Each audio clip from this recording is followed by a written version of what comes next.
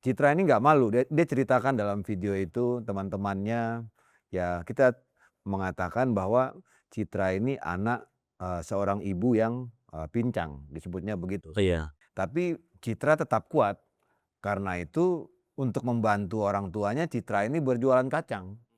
Jadi dari situ prasarananya dibantu, hasil panennya harganya ditentukan, pupuknya mudah, seluruhnya dari lini pertanian itu, sekarang jadi tidak sulit lagi. Pertama Presiden selalu menekankan bahwa kita sekali lagi satu keluarga bangsa Indonesia. Iya. Tidak boleh ada satu pun yang tertinggal, tidak boleh ada satu keluarga pun yang tidak maju.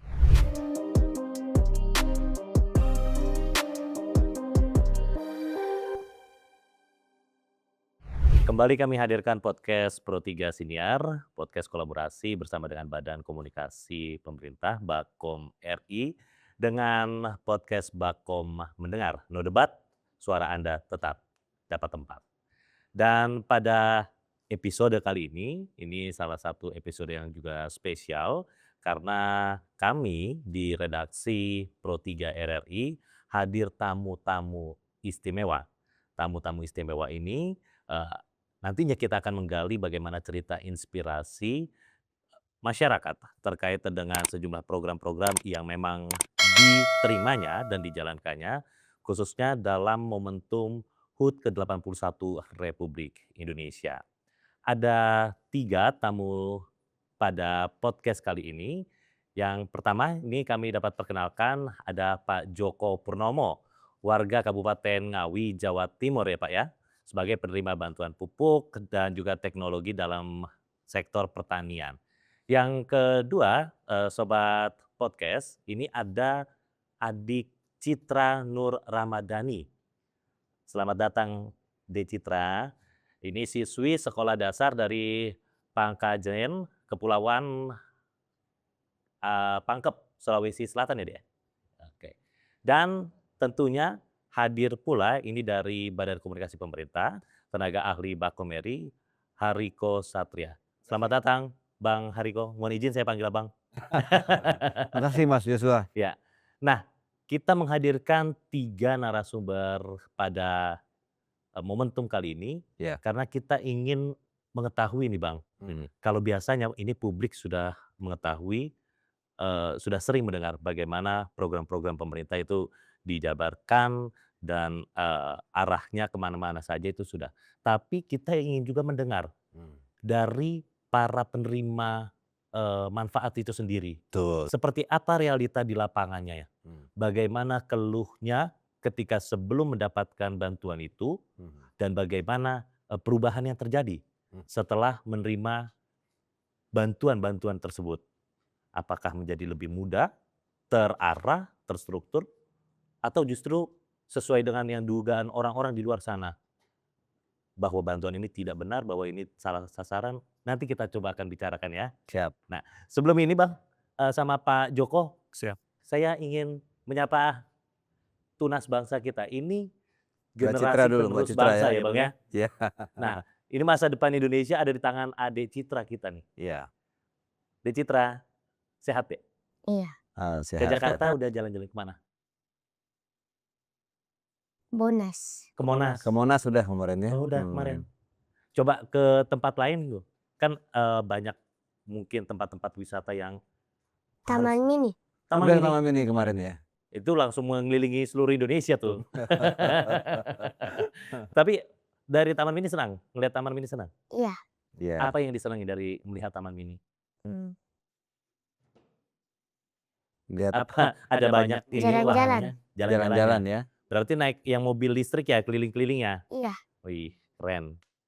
Nah, saat hari libur Citra mengisi waktu luangnya di sekolah rakyat. Apa kegiatannya? Waktu hari libur. Bermain? Bermain sama teman.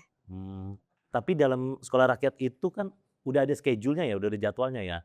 Iya. Pagi bangun jam berapa? Betul nggak sih? Kalau kata orang-orang begitu? Betul. Nah kan walaupun libur nggak ada kegiatan belajar, ada kegiatan lainnya? Ada eskul. ekskul. Oh berarti kalau libur itu ekskul lebih dibanyakin? Betul. Ini juara karate. Iya, saya dengar-dengar juara karate, juara tingkat kota ya?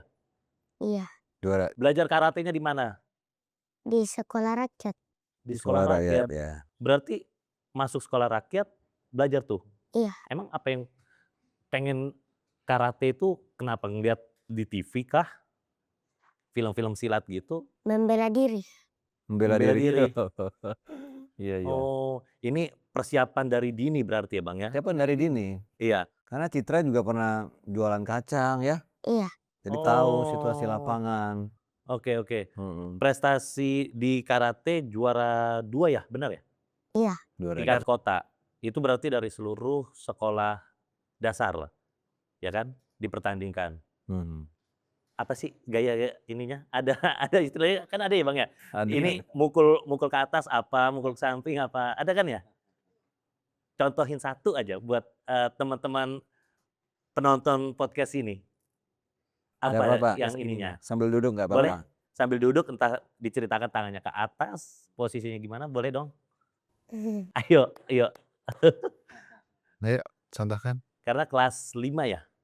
Kelas 5 sekarang Ini ya. kelas 5 juara, 2. Ini, si Citra, generasi kita ini, generasi penerus bangsa kita ini, Citra udah menciptakan, apa ya, membuktikan bahwa sekolah rakyat itu bisa menghasilkan bibit-bibit yang berprestasi salah satunya. Tidak Iya. hanya melalui lewat pendidikan ya, Bang, ya? Bibitnya memang bagus. Iya, tidak yang orang tahu ketika sekolah itu adalah konsepnya, bagaimana pendidikan, Mhm. pendidikan intelektual tanpa dilihat dari potensi yang dia punya, potensi di sisi lain intelektualnya itu ya. Mhm. Nah, sebelum diketahui ini kan Citra berjualan. Seperti apa sih, Bang, bisa diceritain nggak persisnya bisa menemukan, Citra ini dan membawanya ke dalam sekolah rakyat, apa yang jadi ininya? Iya. Boleh diceritakan bagaimana kisahnya, Iya. Bang? Terima kasih Mas Joshua, pemirsa RRI. Jadi pertama, pesan dari presiden kita ini semuanya satu keluarga. Iya. Mas Joshua dari mana asalnya? Sumatera. Sumatera. Saya juga Bukit Tinggi ini dari Sulawesi Selatan, Bapak dari Jawa Timur. Jawa Timur. Jadi kita semuanya semangatnya kekeluargaan, ingin semua kita sukses. Iya. Jadi Citra ini berasal dari keluarga yang sangat kuat, ya. Ibunya namanya Ibu Hajroh. Kemudian bapaknya Mbak Citra itu meninggal karena satu penyakit ketika usia 8 tahun ya, Mbak Citra ya. Nah, saya itu yang agak berair juga, air mata saya begitu Ibu Hajroh itu bilang, Citra bisa lebih baik dari mama. Padahal mamanya mama yang sangat luar biasa. Iya. Artinya mamanya ini bekerja di tempat lain, kemudian juga membantu di masjid demi pendidikan Citra. Nah, ketika Citra ini dibully di sekolahnya dengan Oke, ya, Citra ini nggak malu. Dia ceritakan dalam video itu teman-temannya, ya kita mengatakan bahwa Citra ini anak seorang ibu yang pincang, disebutnya begitu. Iya. Tapi Citra tetap kuat. Karena itu untuk membantu orang tuanya, Citra ini berjualan kacang. Bahkan penghasilan Citra ini sehari sudah hampir 100.000 apa 200.000 ya Mbak Citra ya waktu itu? Nyampe 100.000 Dapat ya? uang berapa waktu jualan kacang? 200.000. 200.000. 200.000. Iya, 200.000. Nah, ketika Mbak Citra jualan kacang, ibu dan bapak kita dari Kementerian Sosial melihat Mbak Citra. Mbak Citra kok ini? Nah, akhirnya diajak ke sekolah rakyat. Di sekolah rakyat bertemu dengan ini pejuang-pejuang. Ada Ibu No, itu Ibu No tuh yang Iya. wali kelasnya Citra. Kenapa ketawa dong? Deket berarti nih sama wali kelasnya ya? Nah, kemudian ada Ibu Marwah gitu. Heeh. Nah, masuklah Citra di sekolah rakyat. Iya iya. Nah, di sekolah rakyat menurut Ibu No, dia termasuk cepat hafalannya. Nah, kemudian juga lihat bakatnya di bidang karate. Iya. Nah, latihan karate dan sehingga mendapatkan juara 2 ya Citra ya untuk karate. Jadi Mas Joshua, di Indonesia ini ada 88 juta anak Indonesia, salah satunya Joshua. Jadi ini kesempatannya harus sama. Mereka di tahun 2025 usianya harus di atas 80 tahun. Jadi Citra usianya harus panjang, kemudian dia harus cerdas dan dia juga harus bisa berdaya saing. Ini boleh nanya nggak saya sama Iya, Citra? boleh. Nah, Kita Citra punya media sosial nggak? Tidak. Nah, Oh. ini nggak punya media sosial. Ini sudah sesuai dengan aturan pemerintah. Heeh. Bahwasanya anak di bawah 16 16 tahun, tahun, nah itu dibatasi akses media sosialnya. PP Tunas ya. Nah, jadi gini Mas Joshua, jadi seperti Citra, itu semua kementerian itu gotong royong Mhm. untuk menyukseskan Citra. Yang pertama dari Kemkomdiji membatasi usia media sosial. Dari Kemendikdasmen membatasi penggunaan HP. P. Dari Badan Gizi Nasional ada program makan bergizi gratis. Dari Kementerian Kesehatan untuk Citra dan 88 juta anak lainnya, itu ada program namanya nutrisi level. Mhm. Kemudian ada berbagai macam program termasuk yang dirasakan oleh Citra hari ini itu dari Kemensos. Nah, leading sektornya Kemensos. Jadi semua kementerian, pemerintah daerah, nah yang menjadi ujung tombaknya ya Ibu No, kemudian dengan Ibu Marwah. Jadi sekali lagi melalui RRI ini kami semua di sini mengucapkan terima kasih yang sebesar-besarnya kepada Ibu dan Bapak yang mendampingi 24 jam anak-anak di sekolah rakyat. Jumlahnya sekitar 43.000 sekarang anak-anak kita di situ. Bukan hanya sekolahnya yang gratis, biaya hidupnya juga gratis. Jadi Citra sekarang dia udah sangat percaya diri kalau karena binaan dari Ibu No dan Ibu Marwah, karena kesempatannya sama dan Citra di tahun 2045 bisa menjadi wali kota, bisa menjadi bupati, dan bisa menjadi programmer dan bisa bekerja di seluruh belahan dunia. Kita optimis itu karena bekal yang dia peroleh, apalagi Citra ini sudah ini Pak Joko punya pengalaman lapangan, benturan-benturan dia lebih kuat. Iya. Karena dia bapaknya meninggal umur 8 tahun, kemudian orang tuanya juga bekerja di masjid, artinya fighting Fightingnya spiritnya ya. itu kuat banget. Saya nggak tahu, saya hanya pernah baca satu riset, cuma saya lupa. Intinya anak-anak yatim, anak-anak yang ada benturan ketika waktu kecil, justru ketika dia mendapatkan sentuhan pendidikan, Ya. potensi dia untuk bisa melejit itu cukup besar. Dan bahkan diprediksi dia mampu menahan berbagai macam tantangan dan lain sebagainya. Begitu Mas. Nah, Bang Hariko, ini kan tentu baru Citra, baru satu Citra. Masih banyak di luar-luar sana Masih banyak. citra-citra para tunas bangsa lainnya yang memang tidak samalah kondisinya dengan tunas-tunas bangsa yang pada umumnya, yang selayaknya gitu. Bagaimana program sekolah rakyat ini bisa mengawal para siswa ini menjadi yang lebih berkualitas, tidak kalah dengan yang sekolah-sekolah internasional sekalipun. Karena sekarang kan kita rata-rata itu framingnya adalah sekolah di mana, melihat latar belakang pendidikannya itu ada di mana, apakah itu sekolah yang bergengsi atau tidak. Nah ini bagaimana pemerintah ini mengawal pembinaan anak citra-citra tunas bangsa ini bisa menjadi berkembang ya seperti tadi, memberikan prestasi, membanggakan, naik level lah bahasanya. Seperti apa sistem yang dilakukan pemerintah dalam mengawalnya itu seperti apa, Bang? Ya, pertama gotong royong antar kementerian ini udah kuat ya. Iya. Semuanya memberikan inputnya, dari Kemendikdasmen memberikan kurikulumnya, dari Kemensos infrastrukturnya, dari BGN gizinya, ini sudah berjalan dengan baik. Kemudian untuk Citra dan teman-teman di sekolah rakyat ini fasilitasnya terus dilengkapi. Iya. Setiap anak itu akan mendapatkan 1 laptop dan itu gratis. Nah ini prosesnya terus bertahap. Kemudian guru-guru di sana juga sudah sangat berpengalaman karena tidak hanya mengajar kemudian pulang, ini kan mendampingi. Iya. Nah proses pendampingan ini juga bagian dari penguatan dari karakter anak-anak ini. Nah seperti Citra misalnya, Citra mungkin tidak akan bisa menjadi juara karate kalau sebelumnya dia tidak pernah mengalami jualan kacang di jalanan. Di jalanan. Iya. Jadi Citra ini tahu pentingnya membela diri karena dia merasa sudah pernah jualan kacang. bagaimana rasanya orang misalnya menekan-nekan dia. Iya. Kamu Mbak Citra jualan kacang umur berapa? Umur 8 ya? 8. Delapan. Waktu itu kan di mobil lewat kamu tawarin-tawarin begitu Iya. kan. Nah, dia tahu bahwa dunia ini tidak seindah di dongeng-dongeng. Itu kan dari lapangan. Iya. Jadi begitu Apa yang terjadi di lapangan itu dirasakan begitu langsung. gurunya mengajarkan, Citra latihan karate.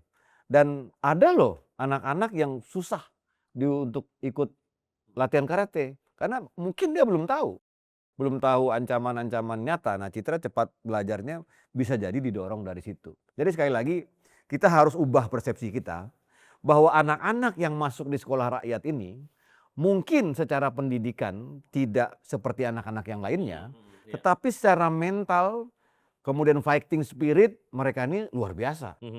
Anak-anak yang memang sudah teruji menghadapi kesedihan, anak-anak yang memang sudah teruji dan memahami bahwa dunia ini penuh tantangan, penuh persaingan, dan dia yang pertama kali harus mengalahkan diri sendiri dulu. Oke. Nah, itulah yang Ya, terjadi. Siap. baik.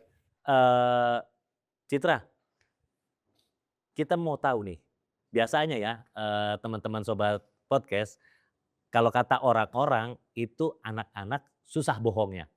Tadi kan dibilang nih sama Bang Hariko, Ya. mendapatkan laptop, akses laptop untuk pembelajaran, buku segala macam dengan gratis ya Bang ya. Ya.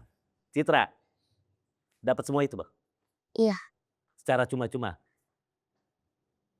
Secara gratis dapatnya? Iya. Bener guys. Jadi memang nggak ini ya. Tapi bukan karena ini ya, bukan karena bukan karena lagi podcast bareng Bakom ya, bukan ya. Bener ya, memang dapat gratis ya. Di luar sana Citra, teman-teman di sekolah-sekolah lain itu karena masih banyak yang mengeluhkan katanya ada uang pangkalnya, masih beli buku, seragam yang udah ini disuruh beli sendiri. Nah itu kan jadi salah satu problem masalah pendidikan ya. Ya. Nah Dek Citra, kalau di sekolah paling suka sama pelajaran apa? Matematika sama olahraga karate. Olahraga Matematika ya? matematika. Itu mungkin Bisa bisa jadi kali. Iya, bisa jadi Karena ini jualan kacang. matematik Ya. the next-nya untuk Ya, Indonesia ya. luar biasa Citra. Nah, tadi dibilang lagi sama Pak Hariko Citra. Siapa tahu dengan berkembangnya Citra, naik levelnya Citra, Citra bisa jadi wali kota, bupati, gubernur. Emang pengennya jadi apa Citra? Atlet karate. Pengennya jadi apa? Kerjanya cita-citanya mau jadi apa kalau kerja? Dokter sama polwan. Dokter sama sama polwan. polwan. Ya. Dari Hmm. kemampuan karatenya cocok kalau ke polwan. Ya. Ya, walaupun polwan itu walaupun humanis Dokter tapi juga cocok kan, kadang pasien nah, ada dokter bandel-bandel kan. juga cocok ya. Matematikanya jago, tinggal dimasukin aja biasanya tuh ilmu-ilmu eksak lainnya ya, kayak biologi dan lain sebagainya. Nah, kita mau tanya ke Pak Joko sekarang, Bang Siap. Hariko. Pak Joko, sebagai warga Kabupaten Ngawi ya Pak ya? Iya, Ngawi Mas. Bisa diceritain nggak sih Pak, sebelum Bapak mendapatkan ataupun menjalankan bagian dari program pemerintah dalam sektor pertanian itu, bagaimana kondisi pertanian Bapak? Selamat siang untuk semua pemirsa atau pendengar yang di mana berada. Saya Joko dari Ngawi. Dulu kami melihat bapak-bapak kami. Jadi bapak-bapak kami dulu petani manual, petani yang masih nyangkul, yang masih pakai bajaknya dulu pakai kerbau, ada yang pakai sapi. Itu pengalaman kecil saya. Mengalami langsung ya Pak ya? Iya, jadi pengalaman kecil saya masih sama bapak ke sawah, bawa kerbau itu, bawa garu kalau dulu orang bilangnya itu. Pupuk juga dulu masih banyak dari ini kan pupuk kompos sama daun-daun dari daun termesi kalau jadi pupuk itu belum begitu populer kalau dulu seperti itu. Jadi seluruhnya serba manual, kalau panen ya pakai disabet ke itu ke alat itu. Jadi ya semuanya masih manual. Jadi kalau nanam ya mesti nyangkul dulu berapa minggu, kadang-kadang roan atau kerja bakti atau gotong royong sama tetangga supaya bisa nyangkul selesai nanti pindah. Dulu seperti itu, panennya juga lama, nanamnya juga lama. dan penjualannya dulu juga sangat susah, karena belum ada ambil bagian dari pihak-pihak tertentu, jadi penjual itu masih ke tengkulak dulu. Dan harganya pun dimainkan oleh tengkulak, sehingga sudah pengerjaannya berat karena masih manual. Hasilnya pun penjualannya juga susah. Dulu panen pun 1 tahun cuma sekali, karena belum ada seperti sekarang, belum ada pengairan yang memadai, pupuknya juga masih susah.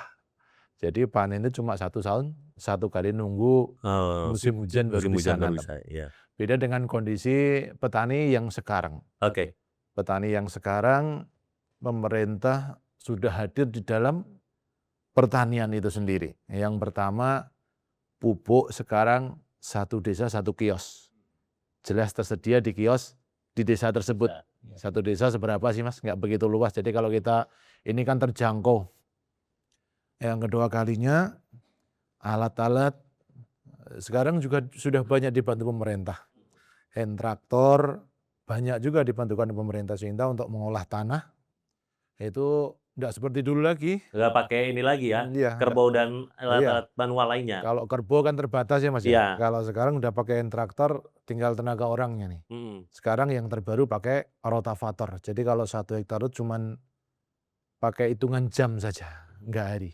2-3 jam pakai rotavator untuk ngolah 1 lahan itu selesai. Ini dari pengolahan lahan. Tanam pun sekarang kalau dulu masih nebar di sawah sehingga panen dulu baru bisa bikin bedengan benih. Sekarang kami melakukan percobaan-percobaan sehingga ketemu sistem dapok. Jadi nanam benihnya di pekarangan-pekarangan kami. Oke. Jadi sebelum panen, 20 hari sebelum panen kami sudah tebar benih Tebar dulu benihnya. di pekarangan-pekarangan kami. Ada juga yang pakai nampan tuh Mas, lengser yang buat orang nyuguhkan kopi itu, Oh. ditaruh di situ. Dengan ada yang pakai plastik sehingga cuman dikasih tanah 1 senti, habis ditebar benih, ditutup, 21 hari nanti sudah siap Udah ada tanam. bibitnya. Sudah siap tanam. Dan nanti ongkosnya pun murah. Kalau dulu orang nyabut benih itu, Benihnya. 1 hektar itu 12 orang. Itu dari nyabutnya saja sudah selisih 1.200.000. Nah, Pak Joko, mohon maaf Pak, kan berarti dari berbagai perubahan itu ya, dari dulu masih manual, sekarang diberikan alatnya dan berteknologi, dan juga dari dulu harganya masih melalui tengkulak dan tidak sesuai lah dengan jeripayah, sekarang sudah mulai dikendalikan oleh pemerintah agar bagaimana sesuai dengan jeripayah para petani. Ini berarti kondisi sekarang petani ini di pertanian Bapak dalam, kalau kita berbicara nilai ekonomis, itu berarti meningkat Pak? Betul. Dirasakan betul ya Pak ya? Iya. Yang pertama kehadiran pemerintah tadi Mas. Saya selaku petani betul-betul merasakan kehadiran pemerintah. Bagaimana bantuan yang tadi saya sampaikan, mulai dari benih dibantu, pestisidanya dibantu, pupuknya sekarang mudah, 1 desa 1 kios. Harganya di pemerintahan Pak Prabowo diturunkan 20%. Terus dari panennya, selain juga diberikan bantuan alat, semacam combine harvester besar yang bisa cuma 2 jam dalam 1 hektar, 2 jam selesai. Harganya juga diberikan kebijakan oleh pemerintah. Jadi kalau sekarang harga itu tidak boleh Mas di bawah 6.500. Kalau dulu harga itu kalau sudah panen, apalagi kalau musim hujan kita tidak punya alat, selesai sudah, tinggal tengkulak itu seenaknya aja harganya. Karena sekarang juga ada bantuan bed layer yang buat ngeringkan itu Mas, cuma 12 jam selesai. Jadi kami pun tidak tergantung di tengkulak. Kalau hari ini tidak terjual pun tidak apa-apa, kita keringkan sendiri. Dan juga sekarang kalau sistem itu juga tersambung. Kalau panen tengkulak berinya di bawah 6,5, maka kita bisa berkoordinasi dengan Babinsa. Nanti dikoordinasikan dengan Bulog. Bulog akan menjadi penyangga daripada harga tersebut. Ketika harga tengkulak membeli di bawah 6,5, maka Bulog wajib hadir untuk membelinya 6,5 Ditampung minimal. Bulog begitu Pak ya? Iya, ditampung Bulog.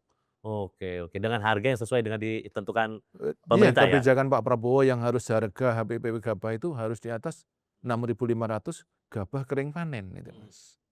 Jadi dari situ prasarananya dibantu, hasil panennya harganya ditentukan, pupuknya mudah, seluruhnya dari lini pertanian itu, sekarang jadi tidak sulit lagi.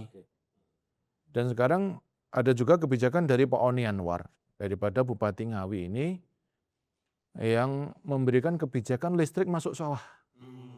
Sekarang pakai submersible. Jadi kalau dulu tanamnya cuma dalam 1 tahun 1 kali, sekarang bisa 3 kali. Nah, sebelum ke situ Pak Joko, Iya.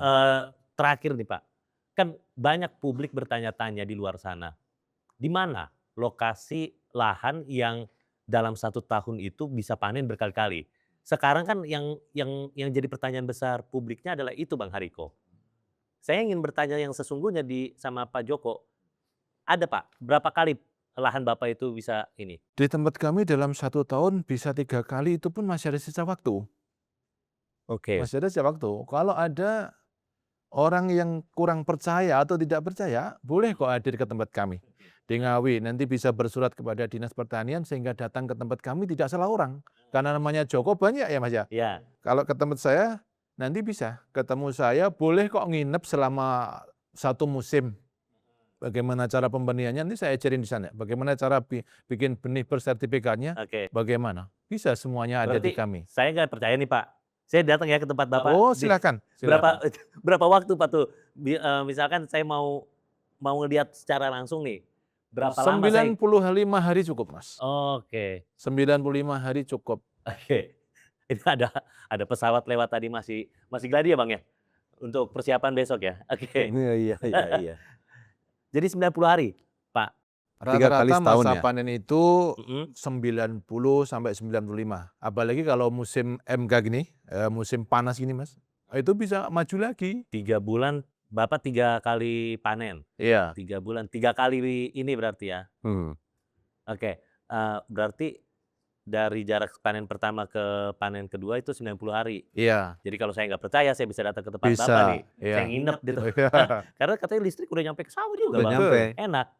Oke, baik. Bang Hariko, dari kita tadi mendengarkan bersama-sama gimana cerita Itu suara pesawat lagi. masih ada Persiapan pesawat. 17-an. Persiapan 17-an. Besok sana Bang ya, di sana.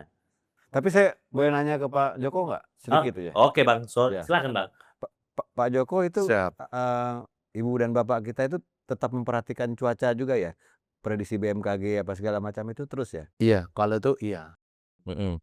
Cuman ya gitu Mas, namanya petani itu sudah menjadi kebiasaan kan, kalau habis tanam, habis panen ya tanam lagi, habis panen ya tanam lagi. Di sana tidak. Kalau itu musim itu ya masih dipikirkan, tapi tidak begitu Mas. Jadi kalau selesai sebelum panen nih ya 90, 93 sampai 95, di umur 80-nya kita sudah mulai bikin benih. Jadi benih nanti ya. pengolahan selang seminggu selesai karena pakai alat-alat berat udah tanam lagi. Iya. Seminggu udah tanam lagi. Berarti memang udah dipersiapkan. Karena airnya ya seperti itu tadi, Pak Oni bikin kebijakan, ada listrik masuk sawah. Dan juga beliau juga mempunyai satu program yang untuk mendukung daripada petani itu sendiri. Ada program teknologi tepat guna. Di sana itu ada pemanfaatan seperti urin sapi yang dibikin pupuk cair, dari buah maja yang dibikin pupuk cair, ada yang dari dongkelnya pisang itu Mas, dihancurkan. Nanti keong-keong itu bukan jadi hama, jadi sumber nutrisi tanaman kita olah daripada petugas-petugas yang ahli. Oke. Baik. Ya. Bang Hariko, Hmm. ini yang terakhir Bang. Tadi kita menyambung ke bagaimana cerita Citra dan juga ini Citra sebagai representasi lah dari tunas-tunas bangsa kita ke depannya, bagaimana Indonesia ke depan. Dan juga dari Pak Joko, bagaimana upaya untuk menaikkan level pertanian, baik itu secara pribadi dan kan tentu komunitas di sekitarnya. Nah, dari sisi komunikasi pemerintah, Bang, ini bagaimana cara pemerintah lah ya menjelaskan kepada publik ini terakhir terkait dengan tujuan-tujuan akhir dari program ini, misalkan dari pertanian ini nanti akhirnya kemana, kalau dari, Citra gitu, pendidikan ini nanti seperti apa, akhirnya bukan hanya mendorong kemandirian-kemandirian mereka, tapi ada sisi-sisi lain yang mungkin bisa dijelaskan kepada, eee, penonton podcast Sobat Bakom ini. Seperti apa memang cara pemerintah itu menjelaskan, menerjemahkan itu ke masyarakat? Mhm. Baik, makasih Mas Joshua. Tadi di awal, jadi pertama gini, pertama Presiden selalu menekankan bahwa kita sekali lagi satu keluarga bangsa Indonesia. Iya. Tidak boleh ada satu pun yang tertinggal, tidak boleh ada satu keluarga pun yang tidak maju. Nah, jadi termasuk ibu dan bapak kita para petani, Iya. karena Presiden bersentuhan langsung dengan hidupnya para petani ini selama masa penugasan beliau. Maka kecintaannya sangat petani kepada para petani sangat tinggi, sehingga baru 22 bulan Presiden Prabowo menjabat, banyak kebijakan-kebijakan yang memudahkan kerja-kerja dari para petani. Nah, termasuk di berbagai program ini kan saling sinergi terjadi. Iya. Misalnya seperti di program makan bergizi gratis. Itu Pak Joko. Pak Joko kan seniornya petani nih. Jadi sebelum anak-anak itu mendapatkan makan bergizi gratis itu juga dijelaskan di situ bahwa ada petani yang memproses ini, bahwa petani adalah pahlawan kita dan lain sebagainya. Dan kita tentu berharap nilai tukar petani ini terus meningkat sehingga ibu dan bapak kita para petani ini juga bisa anak-anaknya juga kuliah. Sudah banyak yang Iya. kuliah. Nah, contohnya Pak Sudaryono itu kan juga anak-anak petani Iya, iya. di Gerobokan gitu loh. Nah, oleh karena itu ini semuanya ini saling sinergi. Sama tadi seperti yang kami sampaikan ke Dek Citra, ya kan? Betul kan Mbak Citra nggak punya media sosial kan? Iya. Nah, jadi sekali lagi Mbak Citra ini semua kementerian bergotong royong bagaimana menyukseskan Mbak Citra, semua kementerian bergotong royong bagaimana menyukseskan Pak Joko dan teman-temannya. Tadi masukan yang sangat bagus dari Pak Joko, ada juga banyak juga kebijakan dari bupati dan wali kota. Siapa tadi Pak Bupatinya? Bapak Oni Anwar. Pak Oni justru menambahkan dengan listrik Listrik sampai sampai ke masuk ke desa. sawah-sawah. Jadi sekali lagi ya gotong royong ini yang menjadi modal kita semua. Nah, tadi kami ulangi lagi seperti ke Mbak Citra itu ada program apa tadi pembatasan akses media sosial. Iya. Jadi Mbak Citra dan teman-teman dibatasi akses media sosialnya. HP-nya dibatasi sama Kemendikdasmen, media sosialnya dibatasi sama Komdigi, gizinya diberikan sama Badan Gizi Nasional, sekolahnya dipelopori oleh Kemensos, kemudian ada nutrisi levelnya nanti dibantu juga sama Kementerian Kesehatan. Nah, yang terakhir, kalau ada kekurangan dari sekolah rakyat, ada kekurangan dari masalah pertanian, Pak Joko dan kawan-kawan jangan ragu untuk protes, jangan ragu untuk mengkritik. Bahkan kalau ditemukan ada penyelewengan-penyelewengan dalam program pertanian, ada korupsi dan lain sebagainya, jangan sama sekali ada keraguan. Karena di zamannya Pak Prabowo, Mas Joshua, sudah ada PP 24 tahun 2025. Mhm. Di situ disebut intinya siapapun yang melaporkan ada dugaan korupsi, ada dugaan penyelewengan itu sangat dilindungi. Jadi sekali lagi program ini menggunakan uang rakyat semuanya. Jadi meskipun itu disebut bantuan, sesungguhnya itu adalah uang dari rakyat. Dan yang paling penting adalah Presiden Prabowo, beginilah cara Presiden Prabowo, Mas Joshua, menghormati kinerja dari aparat penegak hukum. Kalau Mas Joshua ingat mungkin Pak Prabowo itu pernah berbicara di belakang Pak Prabowo itu ada tumpukan uang Oh ya. di Kejaksaan Ya, di Agung. Kejaksaan Agung.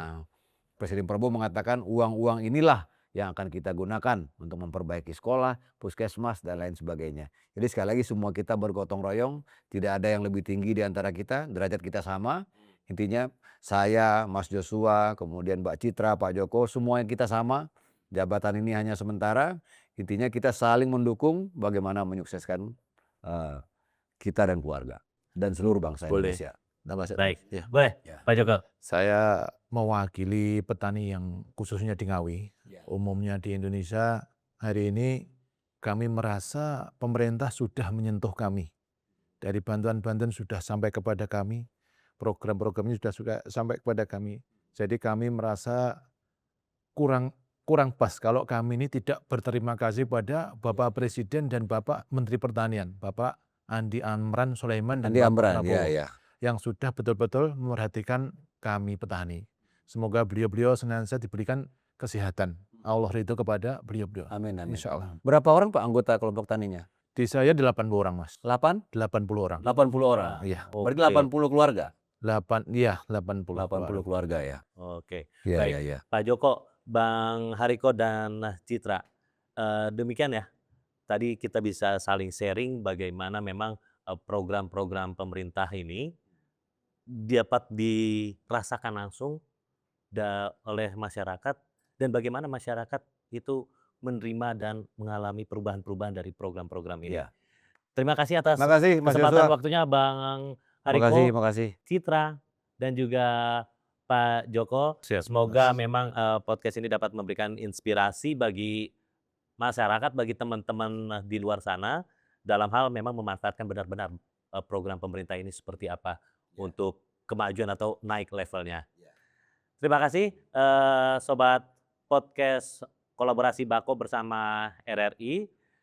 Tetap bersama kami karena kita ini akan menghadirkan beragam informasi yang juga memberikan inspirasi-inspirasi tidak hanya terkait masalah program pemerintah, namun bagaimana suara-suara masyarakat itu dapat didengar pemerintah dalam hal memanfaatkan program untuk naik level ke dalam peningkatan ekonomi khususnya. Saya Joshua Siombing, terima kasih telah menyaksikan kami di podcast Siniar Pro 3 kolaborasi bersama dengan Bakom Mendengar. Bakom Mendengar, no debat, suara Anda tetap dapat tempat.